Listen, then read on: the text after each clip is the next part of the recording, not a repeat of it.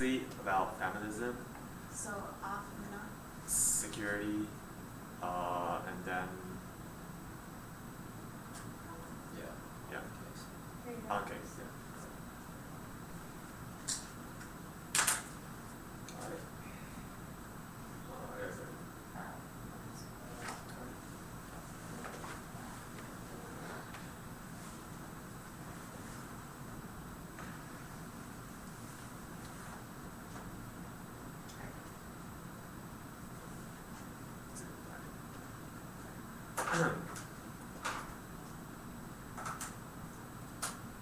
Answers to feminism key. No link. Our one see as a roadmap to the rejection of the discourse of war and terror. Our rejection is both more practical and more effective than the Novice claim of their alternative. 2. Patriarchy doesn't explain war. Peace is more common and patriarchal structures cannot be treated as constants. Levy 98. Another exception to the focus on variations of war and peace that can be found in some feminists theorizing about the outbreak of war. Although most feminists work on war focuses on the consequences of war. Although the fact that peace is more common than war, it makes it difficult to argue that patriarchy causes war. Most feminists thinking in political science about the outbreak of war, however, treat gendered systems and patriarchal structures in the same way that neo-realists treat anarchy as a constant, and consequently it cannot explain variations in war and peace. 3. No link. The Supreme Court has more female justice than any time in its history. Sotomayor, Keegan, and Ginsburg all have excellent records as jurists and attorneys for supporting environmental causes and women's rights. Their critique renders those amazing women and their opinions invisible, directly contradicting the purpose of the criticism and constructing an independent reason to reject them. 4. Women have had a role in upholding domination and militarism. The criticism entrenches those gender roles by equating militarism and patriarchy. Books 95. By equaling militarism and patriarchy, feminists structure their arguments in a way as to suggest that to be male is synonymous with strength, aggression, and the will to dominate, and that to be female is synonymous with weakness, passivity, and the will to nourish.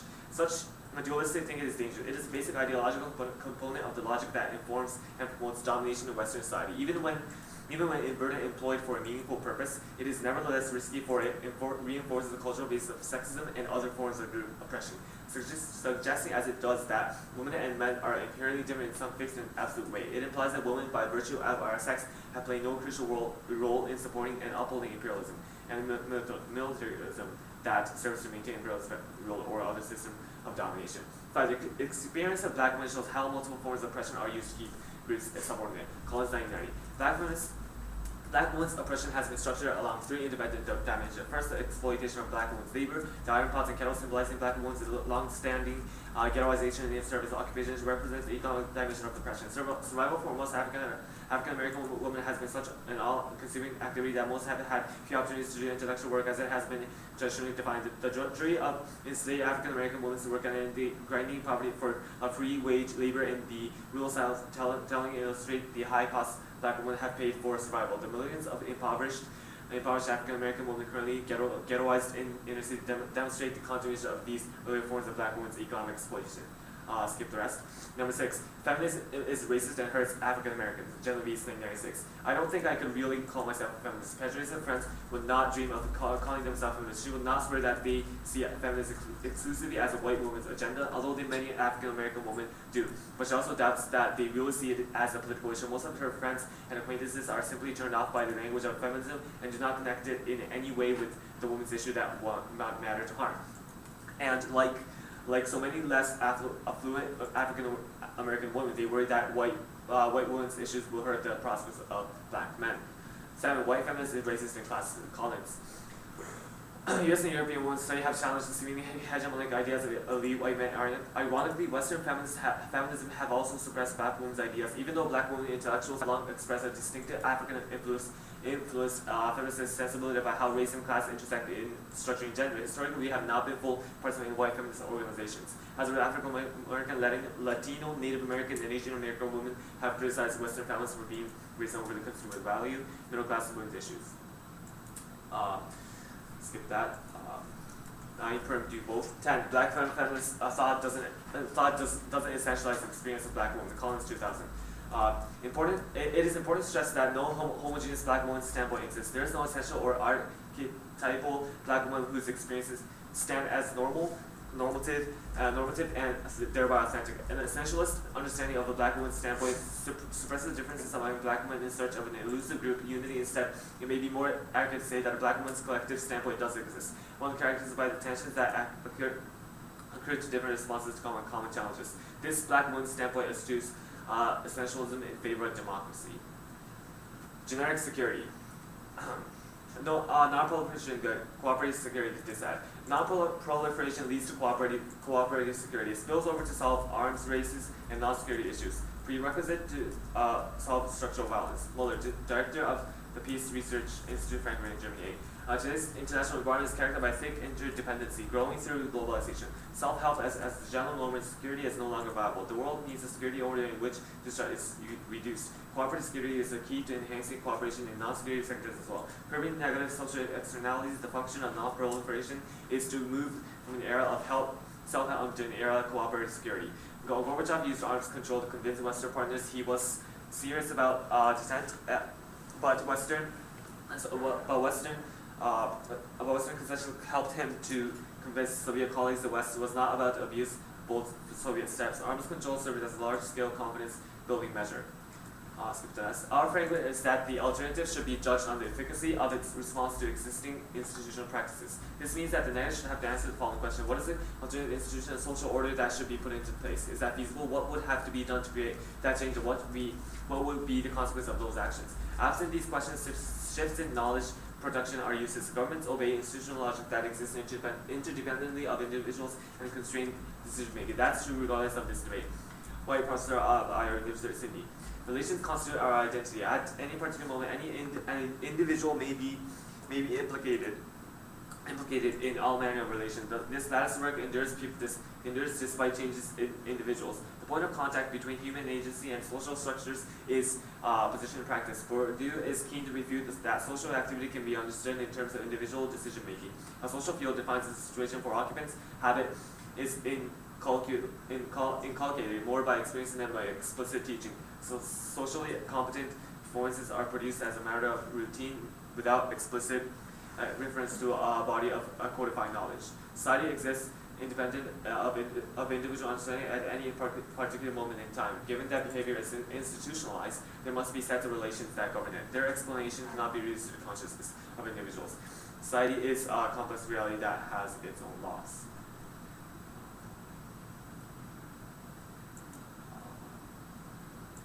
Perm do both. Even if security and risk calculation are flawed, engaging then creates discourse of social welfare and promotes a democratic civic culture that checks political exclusion and loss of value to life. Loaded criminology professor at Oxford. One can seek refuge in consolations offered by the total critique of securitization, or one can supplement social criticism with the painstaking work to do what one can to nurture a collective security shaped by inclusive democratic politics. And analysts of security have warned of exclusionary effects of association between security and community. This sharp sensitivity has come at a price of failing to appreciate the alignment of self-interest and altruism that can attend acknowledgement that we are forced to live side by side. This offers reasons to believe security offers perhaps the best conduit for reinventing social democratic policies. Rejection of current IR paradigm magnifies hierarchy. Emancipation rhetoric gives powerful states a basis for intervention and robs a third role of agency. Traditional security models solve their impacts better. McCormack 10, Lecture in International Relations. In an international system marked by great power inequalities, the rejection of the national interest-based security framework by major international institutions and the adoption of ostensibly emancipatory rhetoric has a consequence of problematizing weak states and allowing international institutions a more interventionary role without establishing mechanisms by which the citizens of states being intervened in might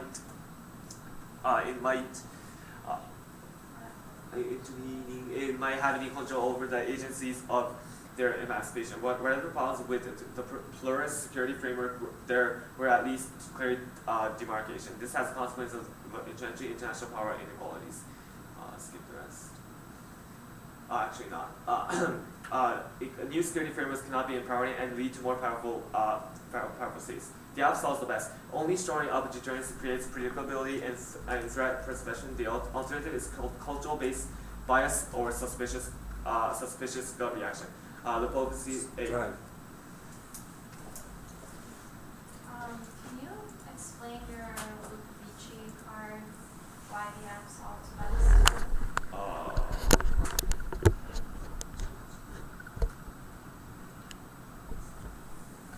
It's the last card you read. It's saying that the deterrence will Deterrence will create greater predictability, which is what we're doing. We're creating deterrence from So by threat construction for deterrence. Yes, but we are also saying that these threats are real. What model of IR do you all employ in your world? We're implying that the world follows the realist method. I would say try to maximize zero. Okay. Okay. On your race argument, Is that under feminism? yeah, the feminism.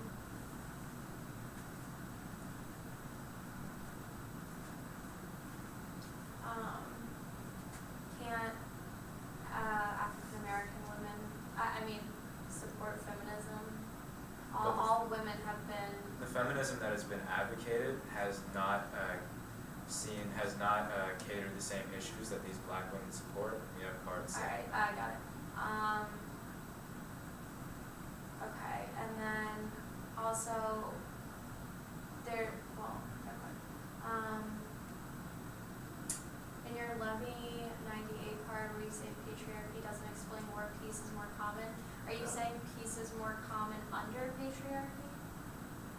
No, we're saying that your argument about how masculinity will lead to aggression and disputes is not true. We're denying you. Okay. Because peace is more common is what you're saying. Yeah, we're saying that patriarchy does not uniquely cause war. Okay. Patriarchy is not the reason. Okay, gotcha. Alright.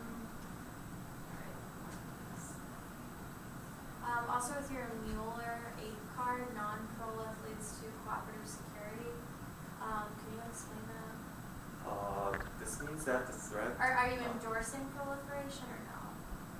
I'm just confused by it. Well, no, our half says that proliferation is bad. We're solving it. Okay.